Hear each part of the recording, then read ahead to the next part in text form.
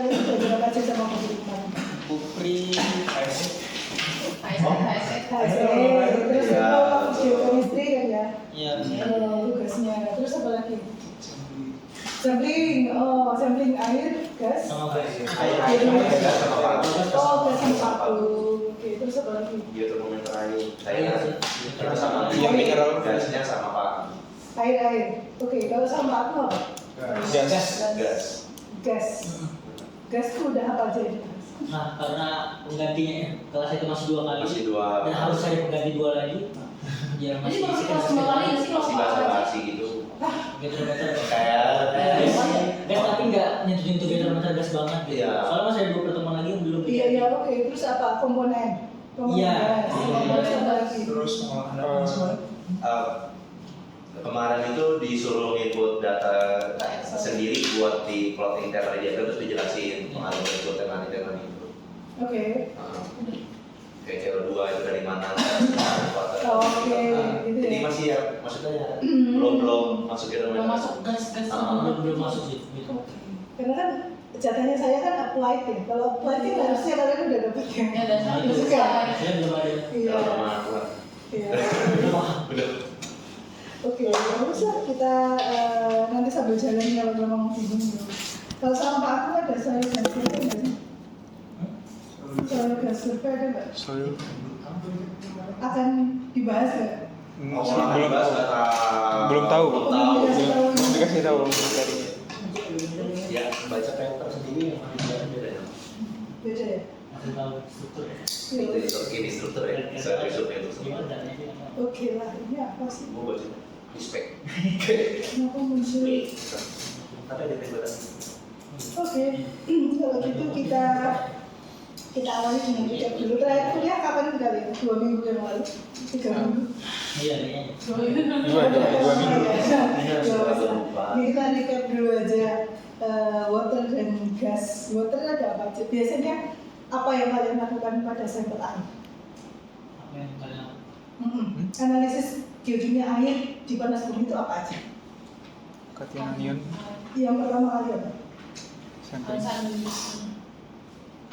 Ya, major elemen kan, anion kation. Diapain habis kalian tahu? di plot Di mana? di diagram untuk penentuan suhu untuk mengetahui jenisnya. jenis fluida dan suhu. Oke, jenis air, ya kan? Yang pertama. Kalau jenis air, kenapa kita menentukan ada berapa jenis air? 3. 3 yang umum, tapi habis itu kan ada yang keluar air. Oh iya, ada Yang keluar bagian kulit dan sulfat. sulfat. Untuk apa sih kita tahu water type? Tahu genesa. Jenis kurang lebih dia tuh gimana prosesnya? Selain itu apa?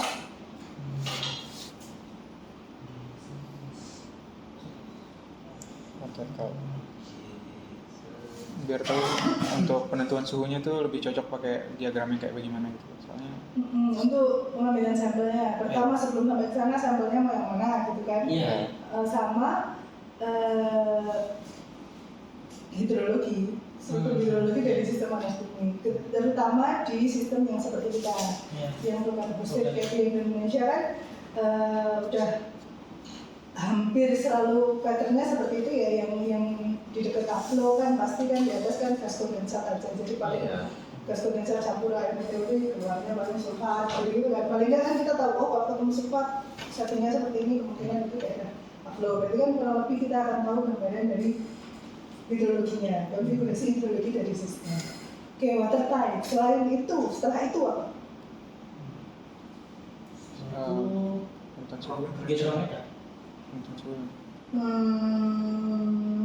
Sebelum geotermometer ada sih sebenarnya. Penentuan C. Apa? Change balancer. Jangan sepak kuih. Timbangan kation sama anion. Iya, tahu intinya adalah tahu dia setimbang atau enggak kan? Iya. Imager atau measure, itu pakai yang mana? Ingat nggak? Oh, Iya, dan ada diagramnya. Bukan, jadi lain lagi. Pakai yang tenaga MG, ini ingat ininya, diagramnya yang ada zoom, ya, yang imager yang di bawah, terus yang di bawah itu kan parsial equilibrium, terus yang di atas baru yang fluid. Oke, itu kan untuk tahu fluidnya itu matang atau enggak, ya kan, mecer atau enggak. Kalau mecer berarti bisa kita pakai untuk penentuan termometer. Kalau immeager ya berarti kan belum ada keseimbangan, kan kemungkinan juga suhunya belum mencerminkan suhu yang di bawah permukaan kan, karena belum sampai final form. Oke, setelah tahu meter immeager kita ngapain? Menentukan geotermometer akan dipakai. Iya, geotermometer. Geotermometernya ada apa aja? Ada kalau yang kation NaK, terus KMG, NaCa. Terus kalau misalnya yang silika itu ada yang penting, ada yang kalsidoni, ada maksimum stimulus, non stimulus sama yang kalsidoni. Itu kita pakai yang mananya dari mana? Menentukan. Tergantung setting Setting apa? geologinya. Iya, yang maksimum dan lain-lain ya. Sama suhu juga. Iya, suhu. Kalau suhunya tinggi kita pakai yang puasa. Ya, kalau yang suhunya rendah pakai yang kalsidoni. Oke, jadi selanjutnya kan kita udah tahu water type, gambaran itu, terus meternya, setelah itu suhu ya. Terus habis itu apa lagi? Apa lagi? Step by stepnya aja dulu biar apa ya? Logikanya tuh ingat gitu lah. Apa? Habis itu kita pengen tahu apa lagi sih kalau kita punya fluid nih. Sistem manajemen kan belum kita ketahui semuanya kan. Tujuan dari analisis kita kan itu. Apalagi yang pengen kita ketahui. Batuan Origin. Ya, pakai apa? Isotop. Oksigen sama deuterium. Ya, jadi selanjutnya adalah kita mengetahui asal dari fluidnya. Terus ada lagi nggak di situ? Batuan reservoir. Iya, batuan reservoir pakai apa? Diagram apa namanya? Karena ini baru asalnya ya, asal awalnya kan. Tapi terus kan fluid kan mengalami transport, itu kan mengalami ada water interaction, interaksi dengan yang lain-lain. Jadi kita pengen tahu juga nih indikasi yang dilewati itu apa aja. Pakai yang mana? Observasi. Konservasi elemen, ya bisa. RID. Ya, terus elemen kan, terus elemen pakai yang itu. Jadi ada indikasi misal ada apa pengaruh dari crustal material gitu kan, ada sedimen atau enggak, itu kita lihat dari perbandingan unsur-unsur bersama itu. Terus kalau gas, Masih belum pertama masuk. kita tahunya dari komposisi jelas kan, ya komposisi gas. Gas itu relatif lebih sedikit sih macam analisisnya, tapi lebih rumit. Dari sampling aja sudah kan, samplingnya udah disinggung belum? Udah yang pakai tabung, pakai ini ya, itu kan lebih rawan kontaminasi dan lebih susah lah intinya. Ya pasti kita di sini itu belum punya instrumennya. Kalau instrumen untuk sampling air itu mudah dan udah bisa kita sampling sendiri. Tapi kalau untuk yang gas itu yang kan tabungnya khusus ya. Nah itu kita yang gimana itu? Prinsipnya untuk yang gas geochemistry itu kita mulai dari komposisinya. Karena dari masing-masing jenis gas itu kan mengindikasikan tipe origin yang beda-beda. Jadi yang pertama kali kita lihat adalah komposisinya. Setelah itu geotermometer gas. Geotermometer gas sudah dibahas ada apa saja? Belum. Oke. Geotermometer gas itu nggak banyak juga, cuman yang paling sering dipakai itu yang cat dari argon. KR gitu. Kemudian setelah itu ada isotop. Isotop itu untuk mengetahui asal dari fluidnya juga. Jadi agak beda ya, kalau yang air kan ada O, ada H2 ya. Tapi kalau yang di gas itu kita pakainya karbon, ya karbon sama sulfur juga ada. Jadi kalau yang karbon itu karbonnya bisa kita pakai di CO2, bisa di CH4. Nah, CO2 itu apa dari mana sumbernya CO2 kebanyakan? Ya, dari irigasi ya. Kalau yang C4? Minyak tanah?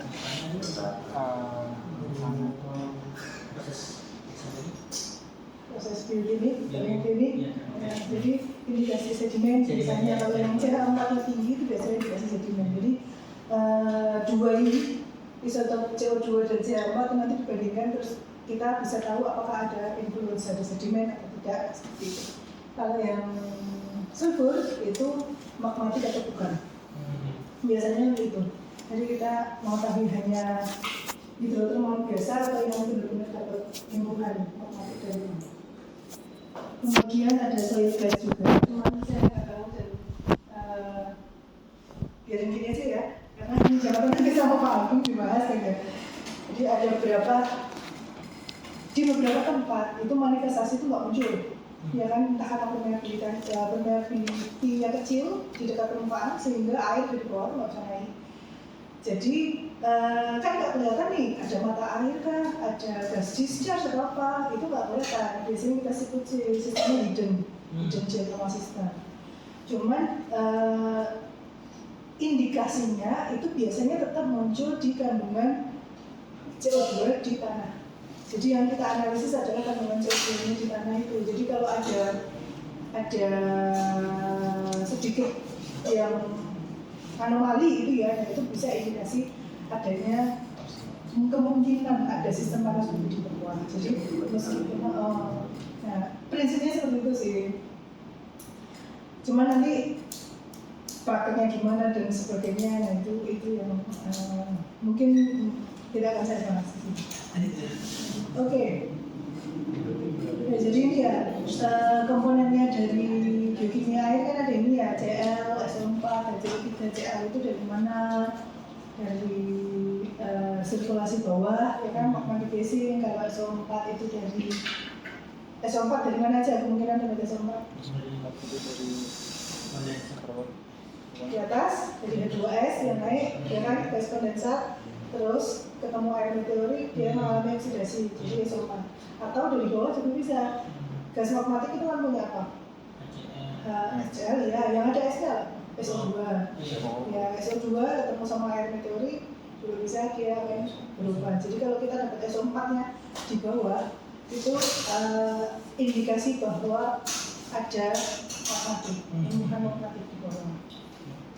Jadi tergantung kita dapat SO4-nya di mana. Kalau kita perempuan aman ya, pasti biasa aja kalau di setting kita. Kalau HCO3 dari meteorit. Kemudian yang ini kation kebanyakan dari beberapa dari akselerasi dari beberapa dengan satuan fosfat atau lain-lain. KMG itu biasanya bagiannya di dekat permukaan. Terus yang kali ini itu indikasi ada batuan vulkanik dari granitik dan macam-macam. Ini udah lah ya, sehingga cuma mau ulang kok, cuma mau beri. Aman ya? Insyaallah. Kira. Terus kalau yang gas kan juga dibahas sama gas yang CO2, CO4, terus H2S itu dari magma, SO2, ya kan? Terus yang H2 itu dari water rock interaction tapi pada suhu tinggi. Jadi sekaligus karena dia hanya terjadi di suhu tinggi, jadi sekaligus sebagai temperatur indikator juga untuk yang H2. Kemudian yang N2 dan AR itu paling banyak ada di atmosfer. Sehingga kalau kita punya N2 dan AR yang tinggi, itu indikasi ada campuran dari mixing dengan meteorit. ASW itu adalah atmospheric surface water, ASW. Oke. Nah biasanya itu angka yang dipakai itu adalah 40, jadi N2 per AR-nya lebih dari 40 udah positif dari atmosfer. Macam lagi referensi, karena gitu kan. Kemudian NH3 itu ada di lingkungan yang reduce. Kemudian yang terakhir SO2 HClHF itu yang acidic formatic gases. Jadi kalau ada itu ya wah berbahaya itu bagi HCl. Itu kemungkinan kita punya magmatic input gitu. Oke, ini cuma recap aja. Sekarang kita lihat settingnya. Ini kan ini gambar paling sederhana sih dari Goldberg Bridge itu setting tektonik dengan kemungkinan ada sistem panas bumi itu ada di mana ya kan? Yang kita bahas selama ini kan baru di sini ya. Iya nggak sih? Kalian ngomongin water, geochemistry, geochemistry kan kebanyakan baru yang applicable di setting lingkungan hosted kan? Karena yang memang yang paling dominan di dunia yaitu yang paling banyak dimanfaatkan sampai dengan saat ini juga masih sampai situ. Kecuali di negara-negara yang miskin hingga di bawah gunung ya pasti mereka eksplorasinya di setting lain lebih jauh lebih banyak. Cuman kalau kita lihat di sini itu kan geotermalnya macam-macam. Ini makanya di sini yang crustal faulting dan interior basin ini kan menurut ini ya pembagian metode menurut sikap juga ada di bagian belakang ini kan juga tidak ada vulkaniknya, tapi kan juga berpotensi untuk penimbunan panas, ya kan? Ada bukan penimbunan panas, tapi berpotensi ada panas yang terakumulasi di situ karena proses tektoniknya, ya kan? Bisa kena shear faulting, bisa kena crustal thickness-nya beda sehingga gradient geotermalnya juga jadi beda, ya kan? Sehingga ada akumulasi panas di tempat lain. Nah, kalian waktu geologi panas bumi itu dulu di Terperiamuk kan? Main gitu, itu mau plate itu kan dibahas tuh, ya kan? Nah, ada yang convection sama conduction. Nah, kalau yang convection ini disebut fluidnya adalah hydrothermal karena ya ada konveksi, ada air. Sedangkan kalau yang kedua ini itu bukan hidrothermal. Kenapa bukan hidrothermal? Misalnya yang di sini sih tulisannya ada hidrothermal ya. Cuman kalau saya bilang itu bukan. Kenapa? Misalnya sedimen aja. Bayangkan kalian punya lapisan sedimen, bisa belajar. Kebayang ya? Ada lapisan sedimen banyak. Ya kan? Fluidanya itu apakah akan sama konveksi, sistem konveksinya itu apakah sama dengan kalau kita punya vulkan hosted? Beda kan? Kalau di vulkan hosted kan ya fluidanya muter dari recharge masuk terus naik ke atas. Kalau di sedimen bagaimana? Airnya cenderung menetap di set. airnya dipanasin terus stay di situ. Ya konveksinya cuma di dalam satu layer aja kan? Mungkin kalau ada konveksi tapi tidak karena cenderung diam. Si fluid itu diam, jadi rasa panasnya ya lebih ke konduksi, bahkan di dalam tubuh fluid ini sendiri rasa panasnya pun lebih ke konduktif kan. Jadi satu molekul air ke molekul air yang lain kan lebih ke konduktif, jadi tidak ada konveksi di situ. Jadi sebenarnya bukan hidrothermal, lebih ke water atau ke air formasi yang lain. Terus semakin ke kanan ini kalau di MOIC bilangnya hidrothermal, artinya nggak ada air. Ya kalau nggak ada air ya otomatis kita nggak punya air di permukaan juga. Jadi manifestasi juga jarang. Indikasi di permukaan itu susah, dapat alokasi panas bumi juga kemungkinan agak susah. Nah pertanyaannya nih, kalau ada banyak setting kayak gini, apakah terus metode bimbingnya yang kita aplikasikan itu akan sama? Beda. Kita punya sistem yang berbeda. Beda. Nah, itu yang kita diskusikan kali ini. Apakah terus nanti kalau sistem kita ganti, sistem kita beda, itu kita bisa aplikasikan untuk yang sama? Nah kalau ini yang kita punya ya, yang vulkan hosted itu kan jelas lah pada tipe air itu yang paling pertama kali kita lakukan ya, karena kita sebelum sampai ke suhu apa kita pengen gambar dulu kan, gambar dulu sebenarnya akurnya di mana gitu kan. Jadi kita betul tipe air. Kemudian dan juga termasuknya tadi menentukan apakah fluid itu cocok untuk sampling atau tidak, apa tidak kan menjadi air juga. Kemudian natural image, kemudian suhu, baru yang terakhir kita cari source-nya. Kita coba cari tahu source-nya. Kemudian untuk yang gas, biasanya kita lihat origin utamanya dari komposisi gas itu dari mana. N2, AR, CO2 itu ada dari diagram yang itu entah Pak Agung sudah menunjukkan atau belum. Jadi N2AR tadi kan indikasi dari atmosferik ya. Iya. Jadi untuk lihat apakah akan lebih banyak materialnya atau lebih banyak di bawah. Iya, betul. Sama juga yang ini juga, cuman kalau di sini biasanya yang X tabel gitu ya, tabel kotak gitu ya. Jadi sumbu X sumbu Y, yang X-nya biasanya yang N2AR, kemudian yang Y-nya itu yang CO2 per C4, nah ini untuk lihat apa ya? Maksimum apa gitu ya? Sama ini Sama vulkanik sama N2AR itu kan meteorit sih sebenarnya. Kalau CO2 C4 itu untuk lihat apa?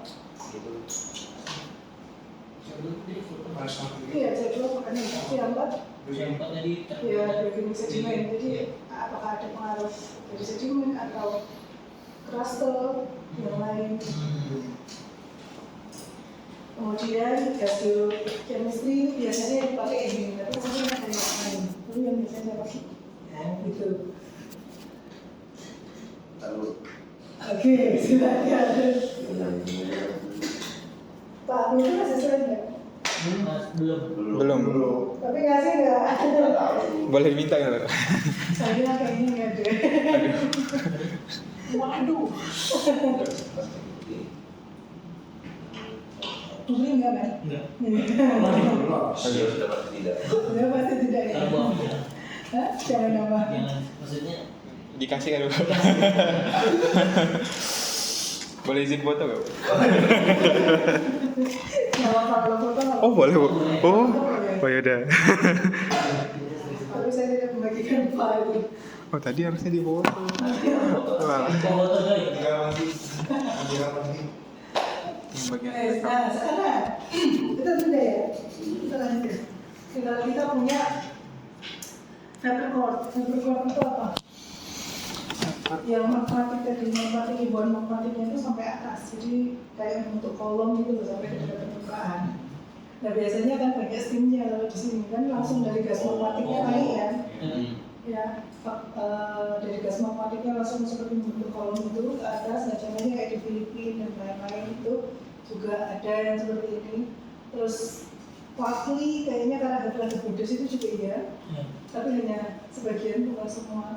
Nah kalau kayak gini kita punya sistem yang seperti ini, kira-kira analisis yang paling suitable itu apa?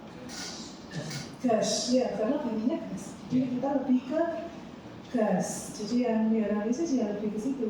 Karena fluidanya mungkin kalau kita ketemu fluid di sistem kayak gini, apakah itu menunjukkan yang di bawah permukaan apa enggak?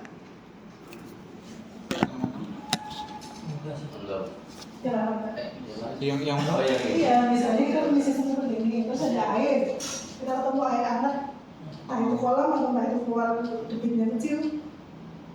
belum tentu dari reservoir sih kalau gitu. Iya, kenapa? Karena ada pemanasan di bagian atasnya juga. Iya, bisa jadi kan gas yang keluar, terus ketemu air meteorit, ketemu air meteoritnya di ground water thermal misalnya, terus ketemu ya jadinya tetap air, tapi airnya kalau kita analisis geotermometri nggak akan dapat suhu atau kondisi reservoir yang asli, karena itu cuma proses yang ada di permukaan. Gitu. Jadi kita mesti lihat ini juga sistemnya juga. Kalau kita mau menentukan mau analisis apa sih sebenarnya gitu. Kemudian, nah itu soalnya saya itu baca kan ada yang dulu itu keluarin buku ya. Bukan dari buku SDM itu keluarin buku isinya seperti inventarisasi lah sistem manajemen di Indonesia. Terus macam-macam itu kayak ada ini analisisnya apa, tapi semuanya itu rata-rata yang dipakai sama. Jadi kayak tadi diagramnya di gempa yang CLS4, HCl3 itu semuanya pasti ada itunya. Jadi dia nggak lihat sistemnya itu seperti apa atau apa, kesannya tuh kayak SOP-nya seperti itu, tapi nggak terus disesuaikan sama lapangan dan sebagainya. Nah, harapan saya kalian jangan kayak gitu ya. Kalian kan,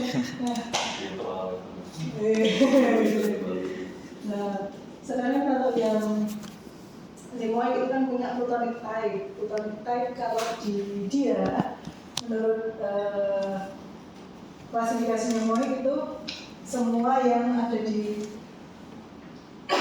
di bawahnya adalah granitik Pluton, tapi sumber panasnya dia hanya meng-acknowledge sumber panas yang remaining heat saja.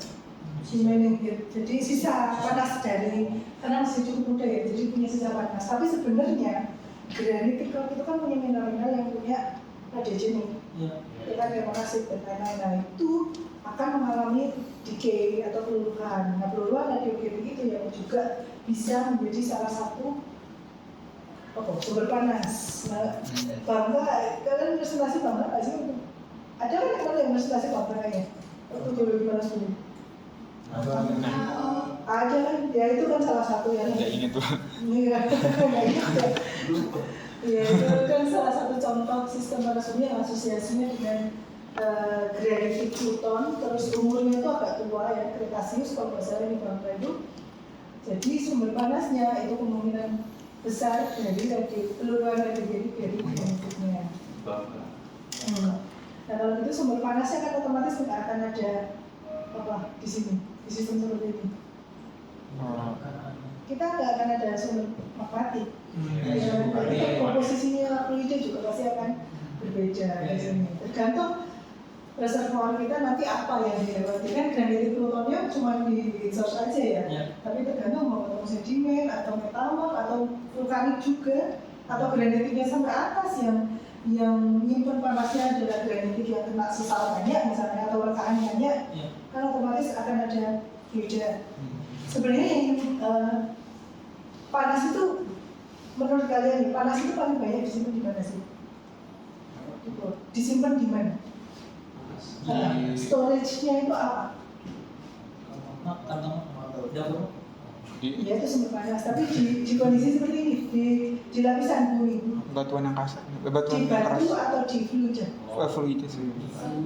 Ya batunya udah panas kan, iya. tapi kan panas itu tidak aksesibel kalau cuma ada batu tok. Ya enggak?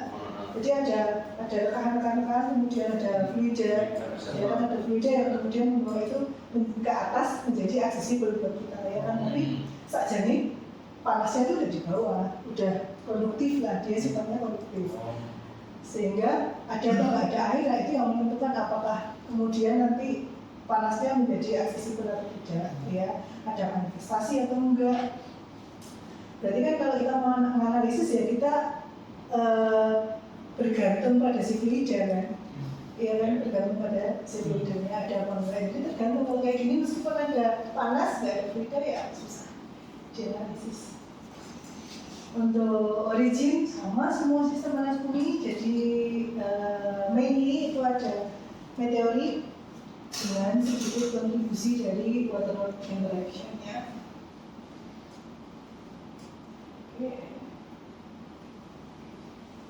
Ya, oke, kalau kayak gini terus analisisnya apa? Kalau kita punya sistem kurang lebih plutonik itu kurang lebih apa gas? Determinator gas. Gas, Iya. gas juga. Fluida bisa nggak? Susah bu. Bisa sih kalau Iya, ada fluida bisa. Fluida, ada fluida juga bisa. Di sini disebutkan ada fumarol dan lain-lain ya. Kemungkinan memang masih ada. Karena ini quaternary kan, semuanya kan ini quaternary. Jadi kemungkinan masih ada sisa gas magmatiknya juga masih mungkin. Jadi susah ya kalau mau ngomongin sistem panas bumi itu bukan satu model untuk semua, karena bahkan satu model pun variasinya kan lain-lain, tergantung kondisi tektonik dan lain-lain, batuan, macam-macam. Oke, kalian sudah baca apa yang saya berikan? Cuma bu. Baru satu, yang mana? Udah coba itu. Oh, yang mana tuh?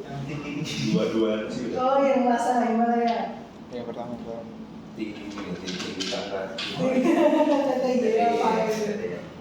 Oke, dari situ coba aja kalian ceritain itu isinya apa sih pertanyaan itu? Si Lhasa Himalaya. Coba izin coba Iya, jelasin. iya. Jadi itu dari awal itu dia tuh menjelaskan tentang HTO atau Himalaya itu dibedakan origin yang memang membentuk antara kondisi kontinen India sama benua Asia, dan itu kan nanti membentuk namanya apa tuh? Akresi itu membentuk banyak rift atau cekungan, 7 cekungan, dan yang dibahas ini kan cekungan tinggi Monitor itu di situ ditunjukin ada 4 di tengah-tengah.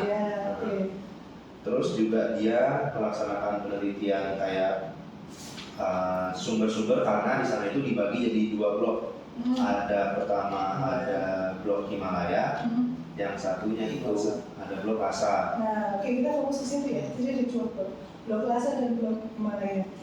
Oke, perbedaannya dari 2 itu apa? Atau karakteristik dari masing-masingnya gimana? Jadi pengaruh mitologi di sekitarnya beda. Kalau Himalaya itu dia ada interaksi granito dan karbonat. Nah itu tuh ditunjukin yang pertama itu, bentar aku coba. Yang pertama itu dari solusi CA proses 4, di mana Himalaya blok itu kan didominasi CA kan terlepas dari batu karbonat yang lebih tinggi gitu. Terus kalau SO4 blok itu kan nunjukin tentang dia bisa dari H2 oksidasi H2S ataupun bleaching sulfat biring host rock dari Cenozoic vulcanic rock. Nah SO4 itu kan tinggi di daerah satunya yang kata Lhasa. Berarti itu ada mungkin ada leaching sulfat biring rocks itu dari batuan vulkanik yang ada vulkanik juga. Terus juga ada perbandingan dari kayak CaMg dan NaK gitu kan, dari disolusi karbonat dolomit. NaK itu dengan silikat mineral seperti feldspar. Iya, feldspar. Tulisan itu dari mana ya? Iya, agak susah terbaca nih Bu ya. Harusnya masuk kedokteran itu. Wah, Aduh. meninggal loh. Waduh. Oke, terus kalau Himalaya Oke, intinya itu ya, Himalaya yang kita highlight yang pertama dulu aja tadi. Iya. Yang disebutkan Himalaya dan Lhasa. Mitologinya kan beda. Beda. Yang Lhasa vulkanik semua. Vulkanik granit. Ya vulkanik. Kemudian kalau yang Himalaya itu lebih ke ada magmatic activity-nya, tapi dia kena lingkungan sedimen, ada limestone, sandstone, dan shales, ya kan. Kemudian kalau head source-nya sama kan ya, kurang lebih, jadi ada magmatic fluid-nya, cuma kalau yang di mana Himalaya itu lebih konduktif juga. Ada konduktifnya selain dari langsung dari magmatic intrusion-nya. Terus signature geokimianya tadi apa yang paling kelihatan? SO4-nya beda. SO4-nya tinggi. Tentang CA sama SO4-nya, kalau misalnya yang Himalaya itu kan CA sama SO4 beda. Himalaya itu hampir nggak ada yang melewatin garis perbandingan 1:1 lain, maksudnya CA-nya itu mendominasi dibanding SO4-nya, yang nunjukin kalau dia emang ada karbonat di sana, maksudnya dari proses ya, Himalaya. Ya, CA-nya tinggi, kemudian SO4-nya itu tingginya yang di Lhasa. Kalau yang Himalaya tingginya CA-nya sama apa? CO2-nya kan juga beda. CO2-nya juga tinggi ya. CO2-nya 43, kalau yang di sini kan cuma 150-an. Katanya analisisnya kan hasilnya seperti itu. CO2 di sini, padahal kalau kita lihat CO2-nya kan ya, tadi kita bilang berkali-kali CO2 dari mana, dari tempat gasing. Harusnya kan yang gede yang ini, basah. Tapi kan ternyata yang Himalaya itu CO2-nya cukup gede. Itu dari mana? Dari mana? Dari karbonat rocks. Ya. Mana deh? Ya benar. Iya. Dari interaksi dengan karbonat rocks. Solusi dan macam-macam segala reaksinya itu akan menjadi jadi kayak akan CO2 di situ. Perbedaannya di situ. Jadi meskipun sama ini kan satu lokasi, satu cekungan kan, satu cekungan, tapi kan dia di bagian yang berbeda. Ada satu yang bagian vulkanik semua, ada satu yang kena sedimen-sedimennya. Nah di situ meskipun saya nggak tahu kayak gitu kan dari indikator itu apakah dia itu masih satu intrusi yang sama atau enggak, atau intrusi yang sama atau enggak, tapi karena lewat jalannya itu beda, otomatis hasil fluida yang dihasilkan juga berbeda. Kemungkinan kalau ini beda blok berarti bisa struktur seharusnya. Biasanya identifikasi blok itu kan terpisahkan, dia terisolasi, berarti kemungkinan kan struktur yang batasi yang mana. Cuma nggak mungkin ada di paper itu, tapi saya tidak fokus ke geologinya, lebih ke signature dari geokimianya itu ternyata berbeda. Di sini kita lihat kalau CO2 itu juga tidak hanya dari magmanya langsung, tapi bisa juga karena dia sama itu digengsi metamotif. Iya, ya itu juga iya, tapi yang bikin dia jadi tinggi banget itu kan karena magmanya. Begitu. Dan panasnya ada hubungannya, disebutkan di paper itu kalau di kesimpulan sih cuma nggak ada di awal-awal itu ada shortening yang mana shorteningnya pasti sama dengan ini karena dia jadi lebih banyak dari tebal sehingga geothermal gradientnya juga pasti akan berbeda, konduktifnya lebih efektif juga. Oke, jadi itu kompleks. Nah, kita bahas untuk host rock yang lain. Host rock yang pertama adalah sedimen. Cuma kalau kalian cari paper tentang sedimentary rock hosted itu ada dua yang akan muncul itu juga yang disebut sebagai SHGS atau sedimentary rock hosted geothermal system dan yang disebut sebagai HSA.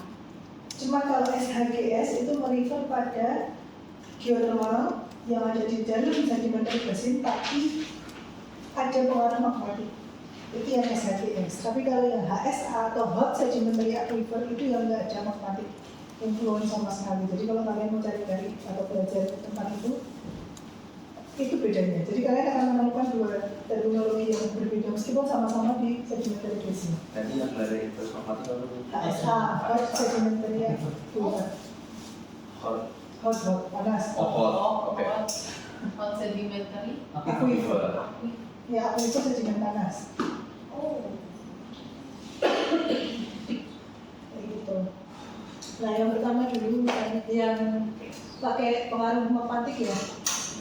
Itu enggak mungkin kita stick to the description aja. Jadi dia sistem panas bumi yang berada dalam cekungan sedimen tapi mendapat pengaruh magmatik. Soalnya kalau kita mau ngomong itu tuh yang di mana itu susah karena tektoniknya juga macam-macam kan, tergantung kita bisa punya sedimentary basin dengan magmatic influence kan di mana-mana.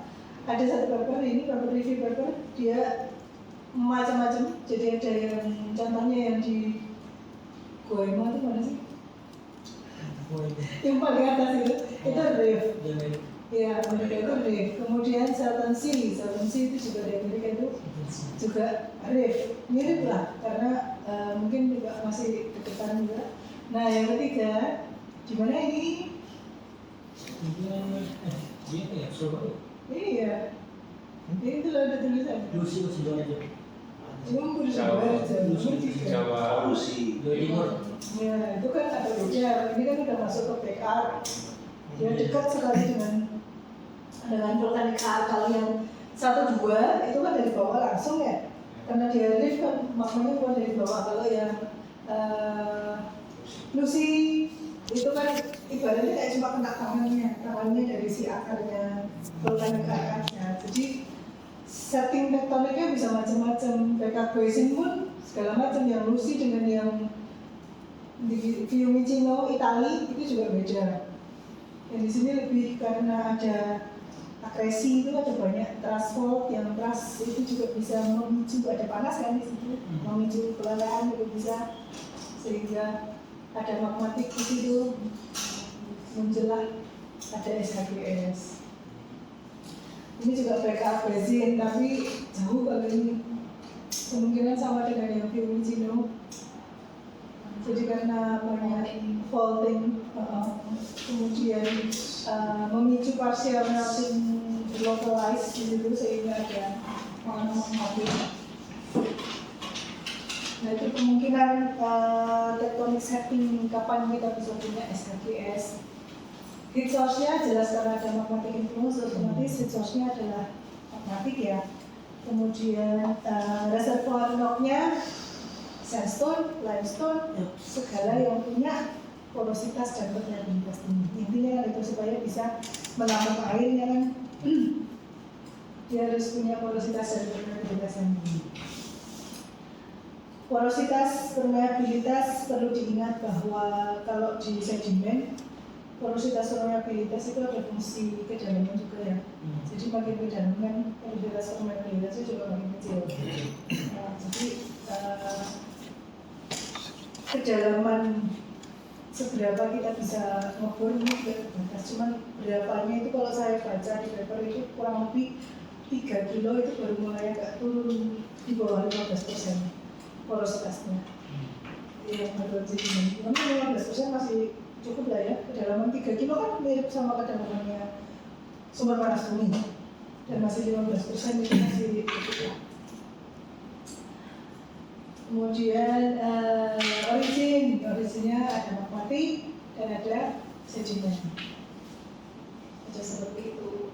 Nah, kalau mau digambarkan kurang lebih konseptual modelnya itu semacam ini. Jadi kita punya ini backup ya. Sepertinya ini lebih cukup backup. Jadi kita menambahkan up di sini, kemudian di sedikit lebih jauh kena tangan-tangan dari badainya atau akarnya si vulkanik upnya itu. Nah di sini panasnya ini yang kemudian memanaskan cakupan sedimen yang ada di sini dan juga turut mengkontribusi fluidanya, sehingga nanti fluida yang keluar itu juga pastinya tidak hanya fluidanya si sedimen aja, tapi juga ada fluidanya magmatik juga di sini. Baru di tempat yang jauh ketika ini udah nggak ketemu nih, magmatiknya udah nggak nyampe sana, kita akan punya full gitu kan. Kayak gitu. Nah si panasnya ini sebenarnya menarik juga. Panasnya intrusi itu kalau ketemu sama batuan ini apa? Biarkan anda jadi dibantu gitu.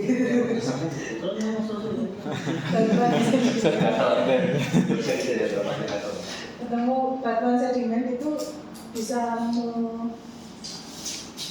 membantu mempercepat pematangan itu. Jadi dua dengan adanya itu jadi lebih cepat matang, tapi juga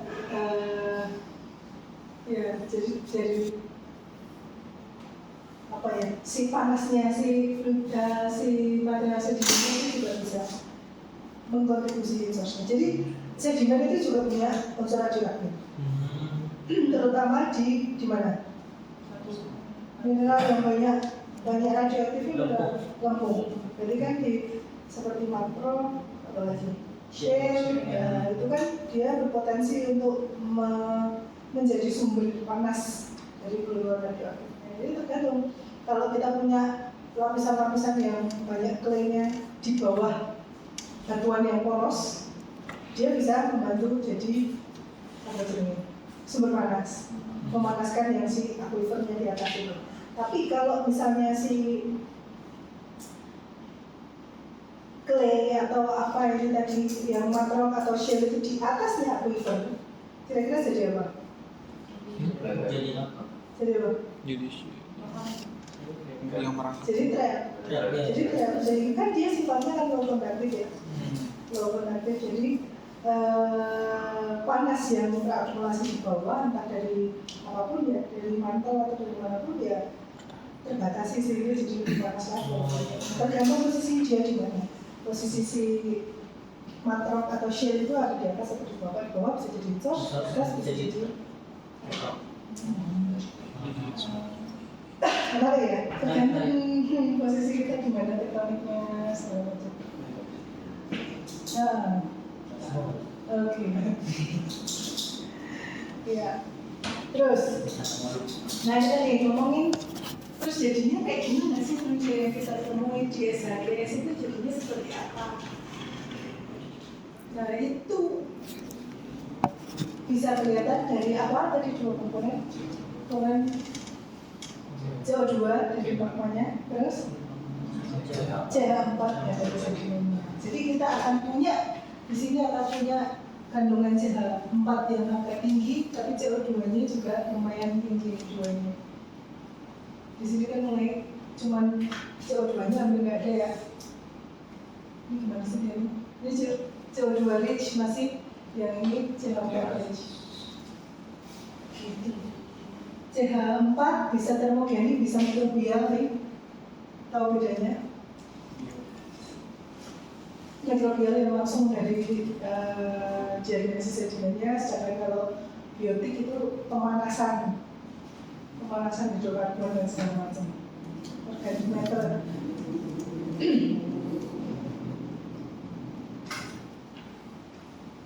Ini kurang lebih kalau dari referensi itu nilai CH4 itu bervariasi tergantung sumbernya apa. Di magmatik itu relatif lebih minus ya, berarti lebih rendah malah. Tapi ini ngomongnya isotop, bukan kandungan CH4-nya. Kalau kandungan CH4-nya lebih tinggi di sedimen ya, di sistem yang punya kandungan sedimen. Tapi kalau kita analisis isotopnya, kan ini isotop 13 ya kan, isotop 13 yang ketinggalan atau yang masuk ke dalam si fluidnya itu sedikit, semakin sedikit kalau banyak sedimennya, jadi nilainya lebih kecil yang CH4.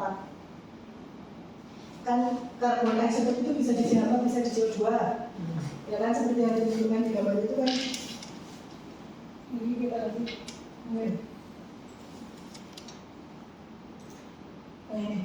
ini kan ada karbon isotop yang CH4, ada karbon isotop yang CO2.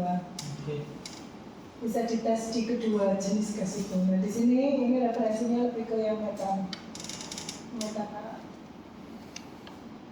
Ada 13, ada 12. Kalau yang banyak biogeniknya itu nanti di 13-nya akan justru kecil, jadi dalamnya kecil. Gitu. Oke, kita bahas lebih lanjut tentang si karbon. Isotop karbon ini biasanya kalau kita udah punya indikasi ada sedimen, baru kita analisis ini. Kalau enggak, karena kan dia analisis setelah ya. Jadi sudah ada indikasi dari geologi regional atau dari misalnya tadi kita analisis CLLIB kan agak muncul ada indikasi cluster apa enggak. Baru kita kemungkinan analisis gasnya, ada CH4, ya udah berarti kita bisa pakai lanjut ke isotopnya. Nah, dari si Gegenbacher itu bilang kalau temperatur di atas 200 itu bisa ada interaksi atau semacam apa ya? Jadi berinteraksi balik antara exchange itu antara CO2 dan CH4 sehingga akan sedikit lebih apa ya, misinterpretasi lah nanti angkanya ketika suhunya itu tinggi. Tapi kalau suhu rendah nggak masalah, ya kan? Isotopnya CH4 menjadi plus negatif, padahal bukan karena memang lebih negatif, tapi dia sudah bereaksi lagi antara CO2 dan CH4-nya di dalam fluidnya, sehingga bukan murni dari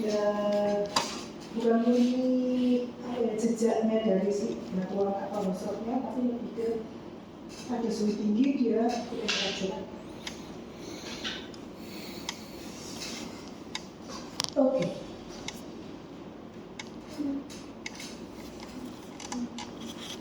Kalau mau diplot, ini plotnya yang dari beberapa lapangan panas ini yang biasa vulkanik kita tahu di Nava, Wairakei, Ladrillo yang putih karena Ladrillo itu bukan vulkanik hosted ya, dia mix, dia hybrid, metamorfnya ada, sedimennya ada, jadi dia yang putih di sini. Kemudian yang pure vulkanik hosted itu yang hitam, dan ini ada di rentang isotop CO2-nya rentangnya di vulkanik magmatik. C4-nya justru tinggi kan.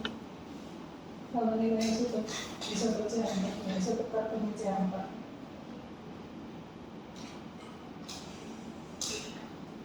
Itu prinsipnya hanya kita pakai CO2 C4 untuk identifikasi apakah ada pengaruh sedimen.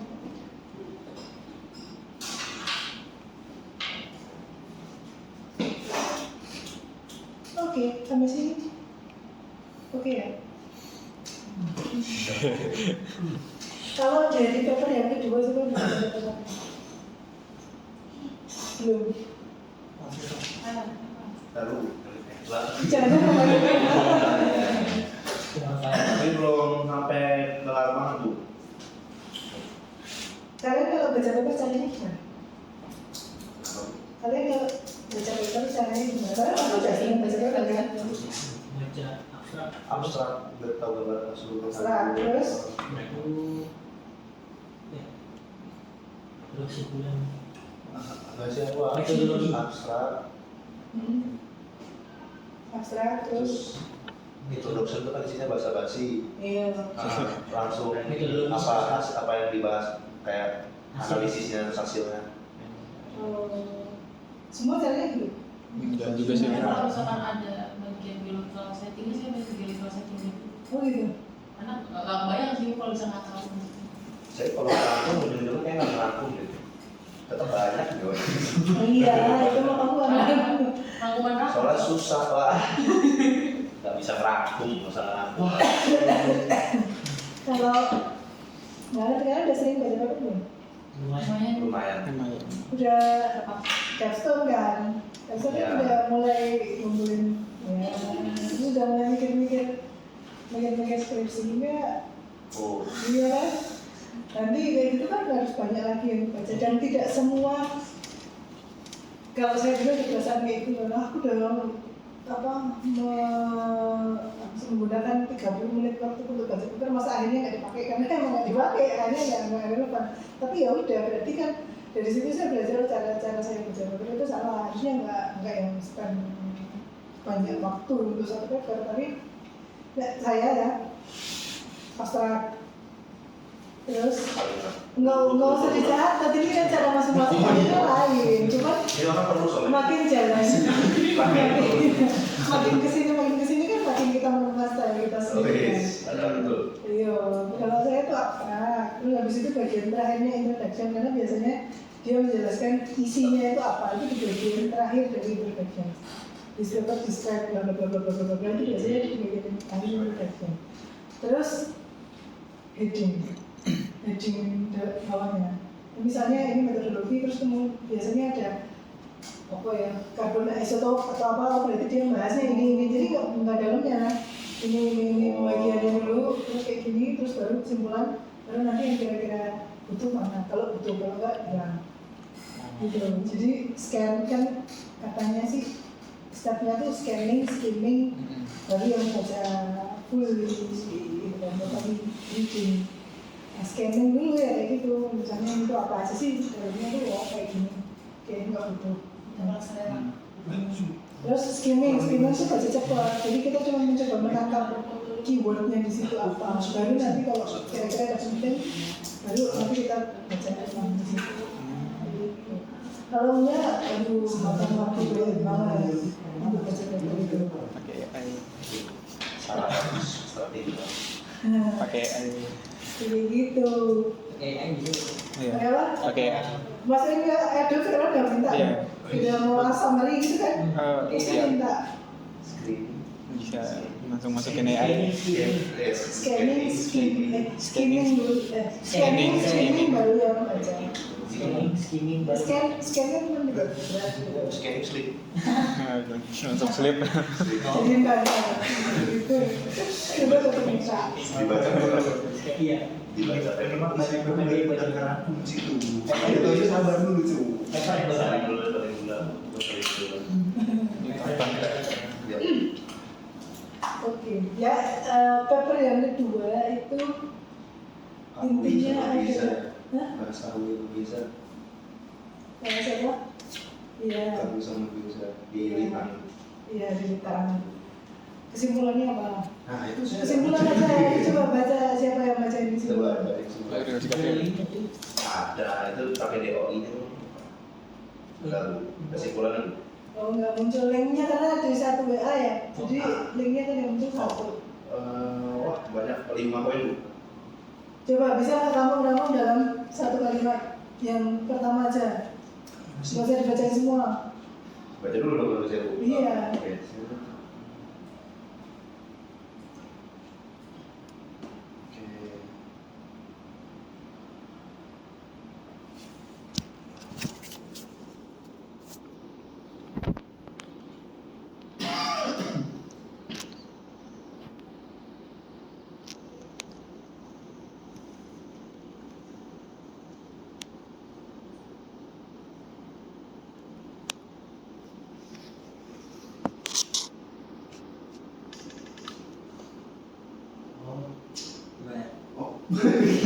Ngawur. Oke Bu. Apa? Banyak anti-oksigen. Oke yang pertama. Hmm. Dari 11 sampel yang studi itu primerly-nya dapat bikarbonat dan atai, tapi ada beberapa case yang ada bikarbonat terus ada CaNO3 juga, dan sedikit HCO3SO4 yang atai.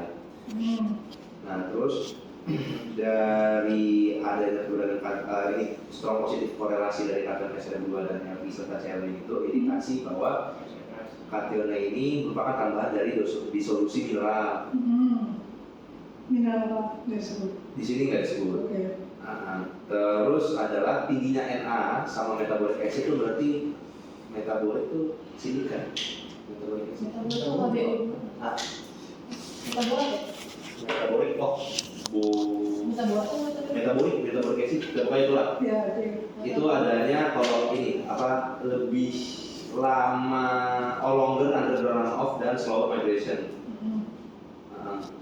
Terus ada juga analisis isotop yang jelasin kalau di Geza itu dia agak geser ke kanan ini O18-nya yang menunjukkan isotop O18 itu bahwa ada result dari water rock interaction yang melepaskan oksigen isotop. Iya kan. Dan dia itu juga lebih something went wrong. Dia lebih slow, interaksinya lebih lama. Kalau itu saya sempat ngerangkum katanya karena ada struktur jadi membuat ini lama proses migrasinya. Kayak seperti migrasi ke bawah terus interaksinya diperpanjang. Tapi nggak tahu berapa walau salah. Oke lah. Tapi tidak ada yang saya anggap pun, saya kan nggak ngasih yang salah. Ini kan adalah paper itu bilang bahwa analisis metode tertentu itu tidak bisa diaplikasikan bisa dimending itu. Ini penelitian GPT ya. Kalau kami juga jadi. Saya tuh butuh ChatGPT buat teman diskusi bukan. Oh beda berarti. Beda diskusi yang ini. Sebenarnya kalau nggak. Kami bersalah. Konten tadi. Tinggal ngopi balik udah selesai. Oh gitu. Enggak lah. Kalau gitu loh. Jangan biasakan.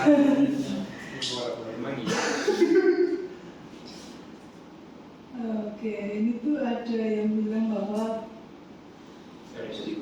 nggak bisa dipakai di situ. Berarti dari nomor 1. Bukan nomor 1. Ini tadi baru nomor 1 doang. Iya. Panjang amat. Oh, kepanjangannya gitu ya.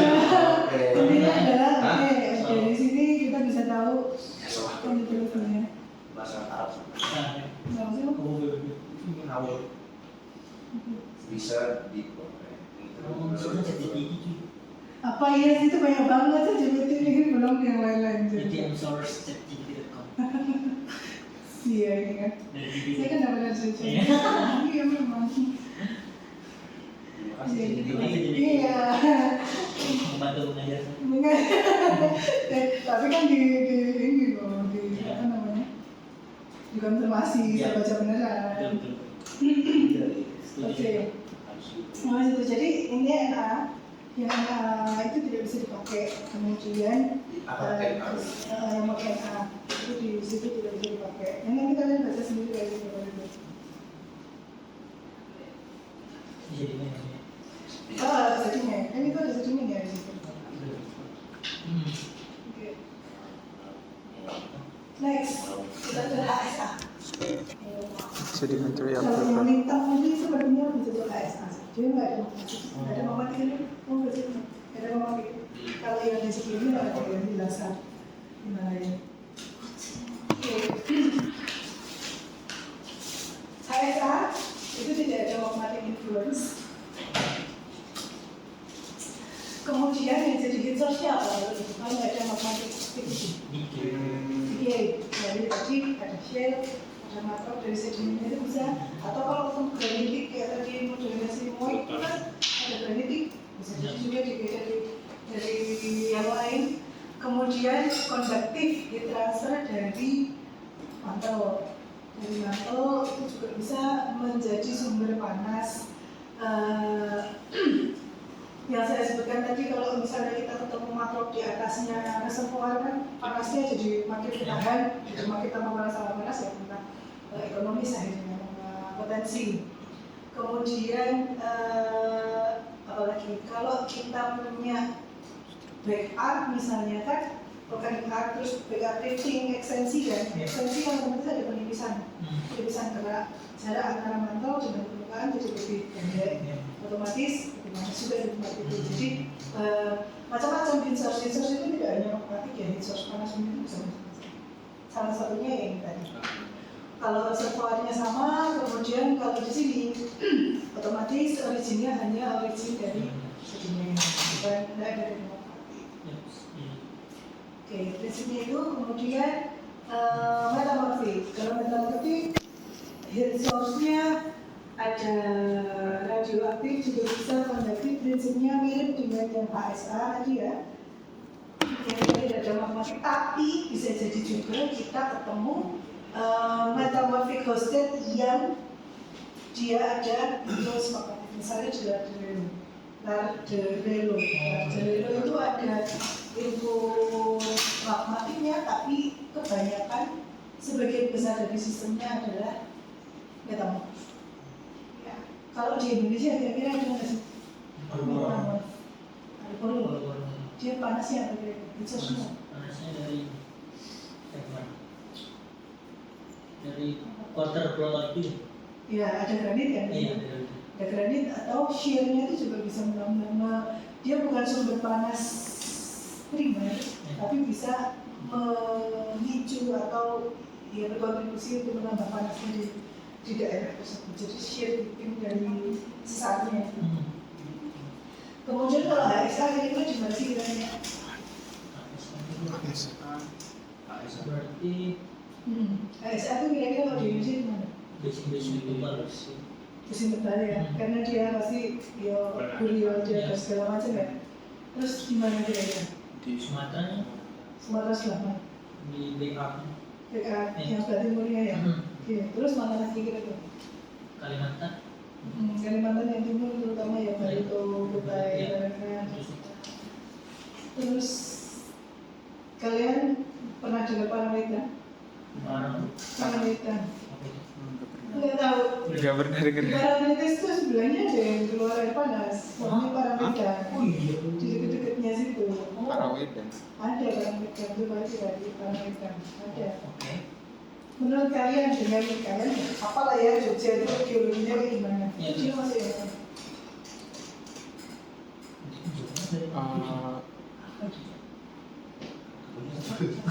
Kamu dari sini. Kamu apa? Kamu dari sini. Apa kira-kira? Dia Heat source. dia berarti apa sih bisa nanti? Karbon.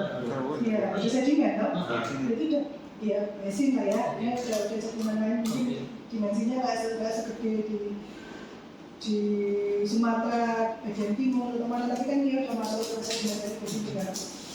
Nah, benar. Tapi terus sumber panasnya apa kira-kira? Ada apa kira-kira?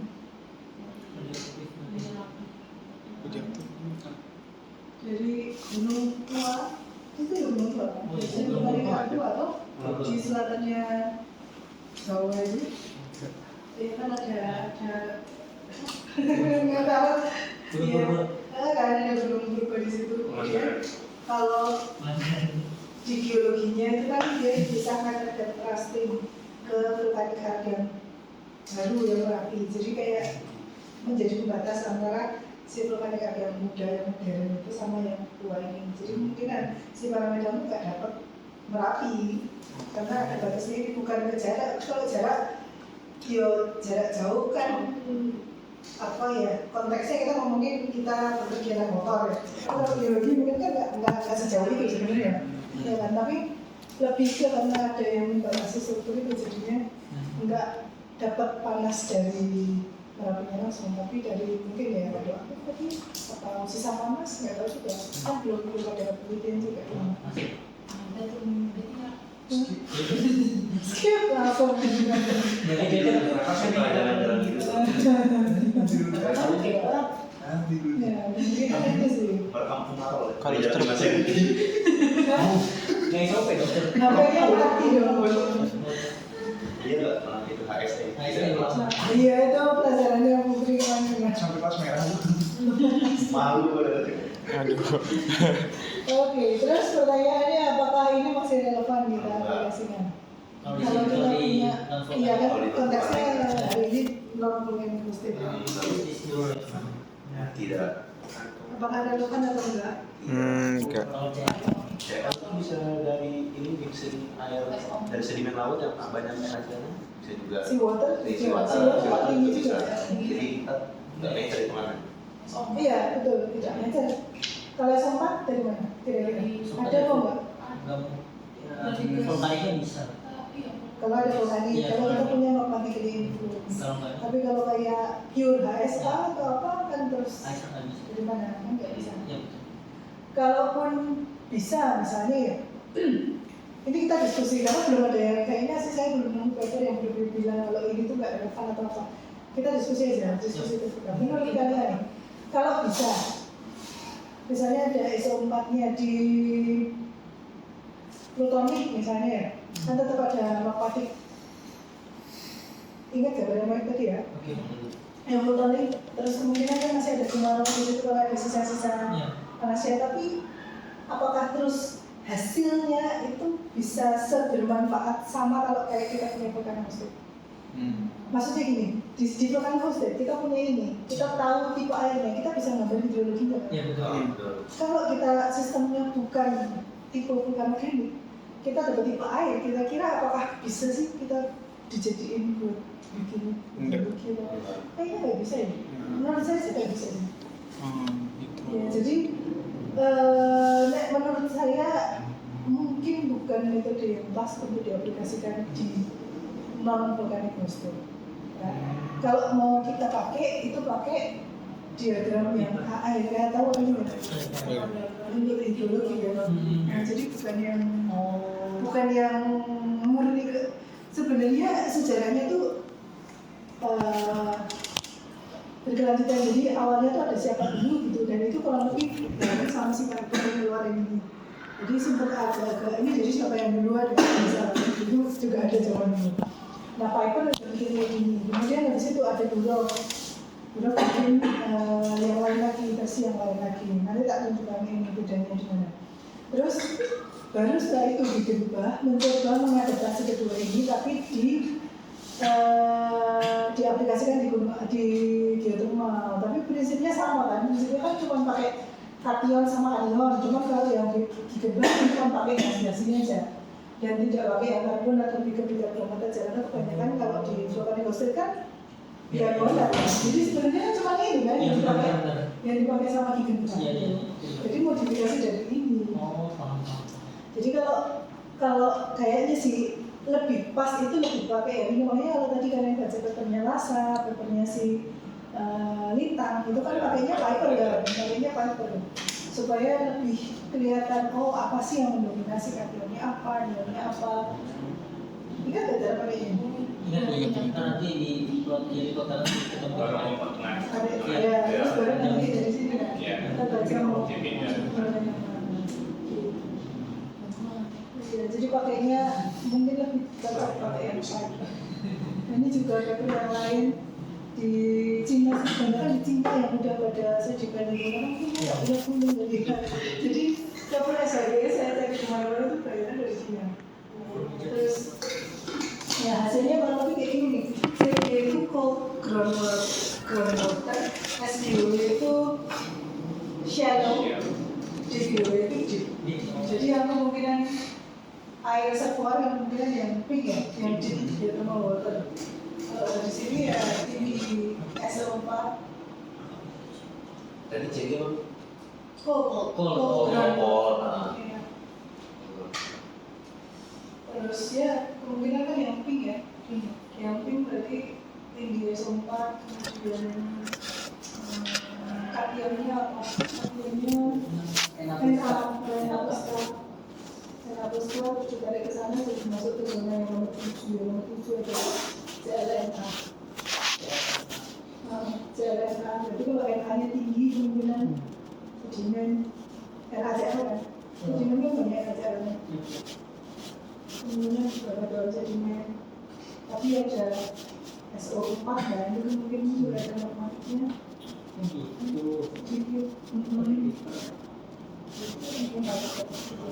Piper atau piper? Lokal. Iya.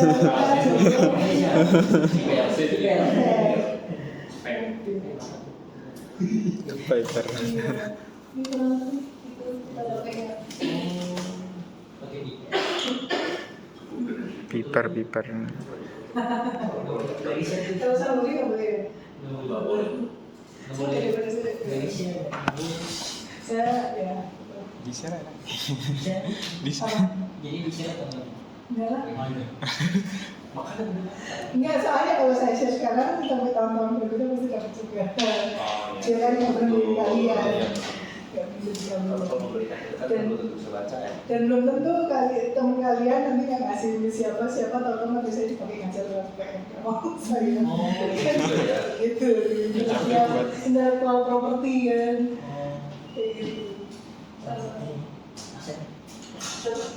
Oke, gitu ya. Jadi pakainya fiber. Nah, kemudian kalau misalnya kita punya brain ketemu sama materi water, plot kita akan gimana ya? Brain. ketemu sama Materi water. Kan bisa tahu fluid mixing juga kan? Ya. Di sedimen dari mana ya? Sedimen dari brain itu di mana? Jadi sulfat Enggak, sedikit mix. Ya, sedimentary berat itu tinggi sama sedimentary Brain itu tinggi apa sih?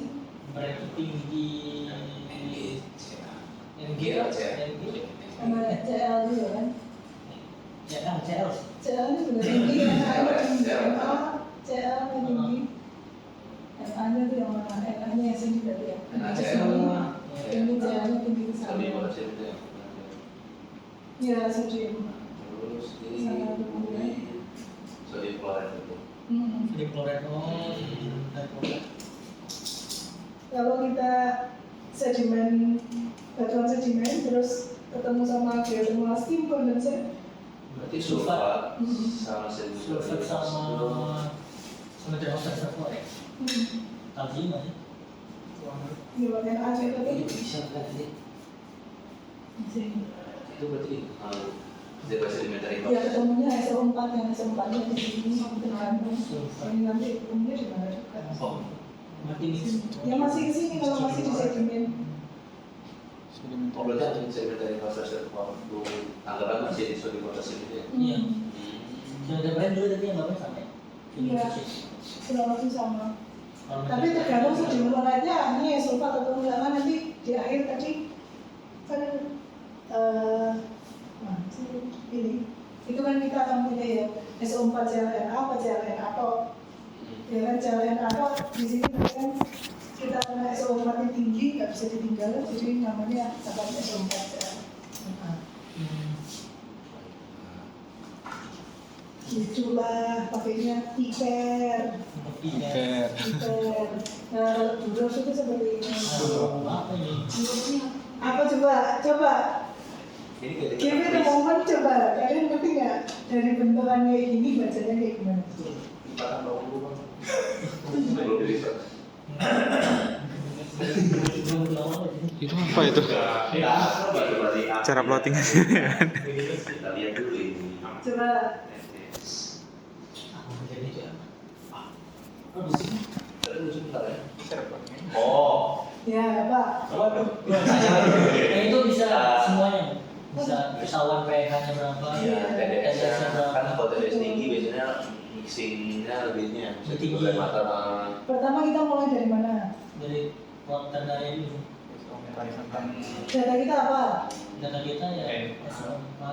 Ini kan Iya. anion atau kation. Iya, kation. Jadi kan kita plot di sini sama sini dulu. Iya. Betul. Terus setelah itu Habis itu tarik. tarik. Ya. Iya kan? Iya. Yang biru ini kan tarik ke sini, ini tarik ke sana. Ketemu Ya, ya. ketemu ini kotaan 1 sampai 9 ini. Iya. Kategori ini. Oh, berarti ditarik itu pertimbangannya dari tanah dulu. Dari Yang ya, PKI itu sendiri, dari TDS itu sendiri kajian kan. anion. Tapi terus pH-nya bisa kita plot. pH itu disebabkan oleh apa sih? Dari kandungan ini Kandungan apa? A+. Ya berarti ngaruhnya akan kemana? Ke kation apa ke anion? Ngaruhnya berarti akan ke Anion. anion. Anion. Iya. Berarti kan di seberangan, ini seberang-seberangan. Iya. Berarti kita bisa lihat nih yang untuk SO4-nya segitu tuh pH-nya dari berapa sampai berapa. Begitu ada variasi pH enggak untuk kandungan SO4-nya segitu. Terus kalau TDS itu kan terlarut ya. Iya. Terlalu. Berarti apa? Kation kan? Ketiga. Ya makanya ini seberangan di sini. Oh. Misalnya ini di sini nih, yang pink, pink itu kan yang tadi yang drip ya, drip water, ground water well. Nah, itu kan di sini. Ini sama-sama punya NaK, kandungannya NaK-nya sama-sama tinggi, dia nggak berubah kandungan kationnya, tapi kok TDS-nya kok makin lama makin naik. Berarti kan ada ada water interaction yang lebih banyak, sehingga menyebabkan dia materi terlarutnya jadi lebih banyak, TDS-nya naik begitu. Cara bacanya gitu. Cuman si diagram ini jarang dipakai sih kalau di kelas ini. Lebih yang piper tadi.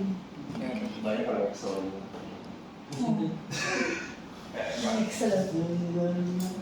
Terus Jadi biar dia bisa tahu ini loh, yang terakhir ion exchange prosesnya bisa kelihatan juga kan dari sini, karena bisa kita baca. Ini lebih jelaskan sini untuk proses-prosesnya kayak saat itu mixing ini. Ini ya, penjelasan ini ya. Dia segini. Dan sebenarnya kan ini juga kita hitung ya. Kita kan juga melakukan pengukurannya di lapangan ya. iya. Jadi sebenarnya kan Nggak perlu juga. bisa dimasukkan dan bisa kita baca lebih juga. Iya. Gitu. Ada yang harus lagi. Selesai. Udah jam 17, lebih 10.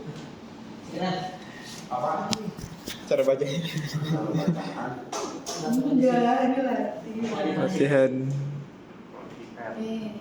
latihan di plot di piper. Kita butuh bahasanya gimana? Iya, sekarang ada di sini. Udah kalian foto aja deh, coba latihan. Boleh. Piper berarti sama bahasa ini.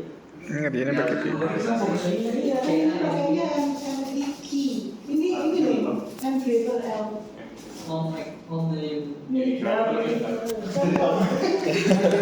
Nilai ekivalen. Nilai ekivalen. Ya. Oh, lu bilangnya beda jauh sampai baik. Ekivalen Makasih dari Sudah ya. Kita ketemu jadi Selasa jam 1. Gini. Lanjut tandem. Oh. Tandem kan tuh buat di situ. Ini ya. Geochemical modeling sama apa ya satu lagi monitoring Belajar modelnya. Dari ngasih tuh.